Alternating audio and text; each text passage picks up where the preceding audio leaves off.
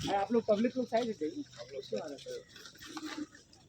मतलब ठीक है, बैठा लो गाड़ी, ले जाओ गाड़ी में।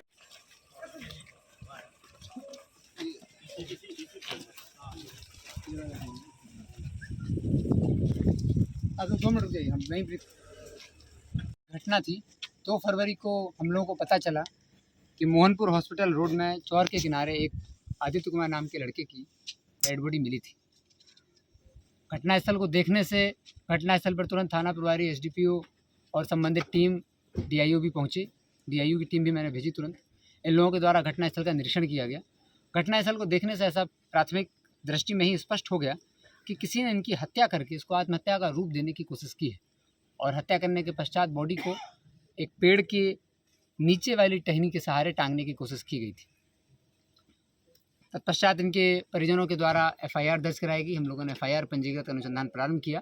परिजनों के द्वारा किसी पर भी कोई संदेह या शक नहीं किया गया था। नेम्ड एफआईआर नहीं थी। एफआईआर में किसी आरोपी का नाम नहीं था। घटना पूरी तरह ब्लाइंड थी। हम लोगों को जीरो से अनुसंधान स्टार्ट करना पड़ा। परिवार के द्वारा कोई इनपुट इसमें नहीं दिया गया। तो हम लोगों ने अनुसंधान प्रारंभ किया, एसआईटी का गठन किया, डीआईयू की टीम भी इसमें लगाई थी।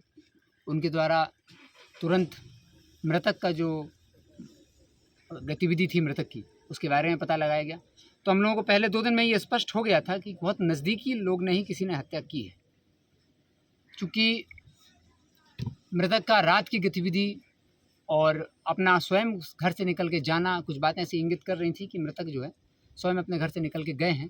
तत्पश्चात किसी ने घटना को अंजाम दिया है, किसी के बुलाने पर ये गए थे। तो ये स्पष्ट था कि जिसने भी घटना की है वो इनका बहुत ही नज़दीकी व्यक्ति है, करीबी व्यक्ति है। फिर टीम ने अनुसंधान आगे प्रारंभ किया तो स्पष्ट हुआ कि मृतक का प्रेम संबंध था किसी लड़की के साथ। जब वो स्पष्ट हुआ तो हम लोगों ने अनुसंधान को आगे बढ़ाया।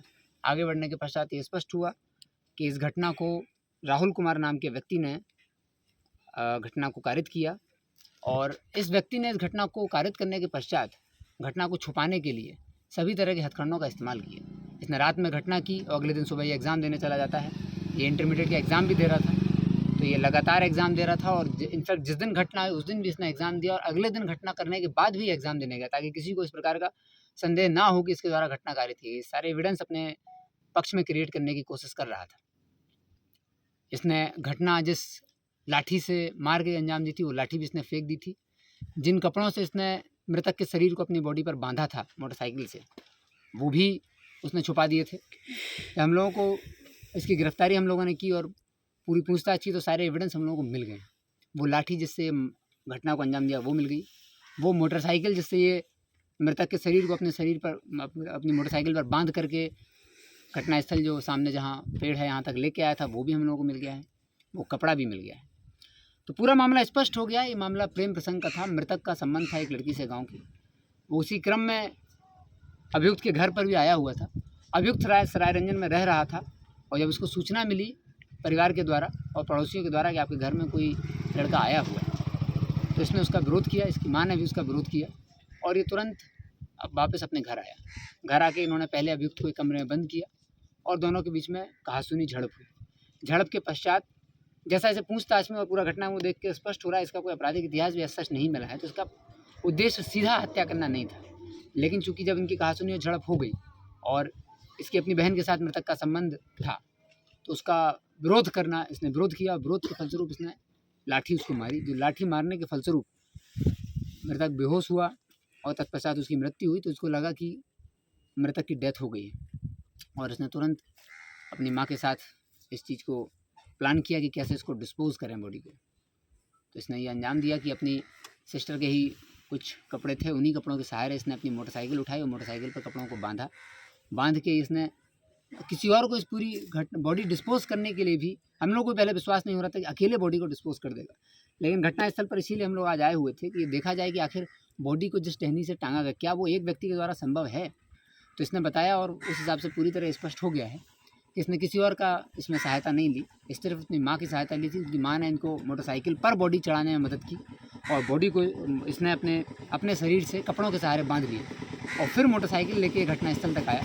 घटनास्थल पर इसने बाइक दिखाते हुए उस बॉडी को निकाला और बहुत एक पेड़ है सामने मेरे, उसकी लोअर टहनी जो बहुत ही कम हाइट की है, इसकी स्वयं की हाइट उतनी है, उस पर मृतक के ही मफलर से इसने घटना, कोई भी घटना स्थल पर इसने कोई ऐसा एविडेंस नहीं छोड़ा जो इसका अपना हो। उसने मृतक की ही मफलर से उसको आत्महत्या का स्वरूप देने की कोशिश की, उसके गले में फंदा लगाया और पेड़ की टहनी से उसको बांध दिया।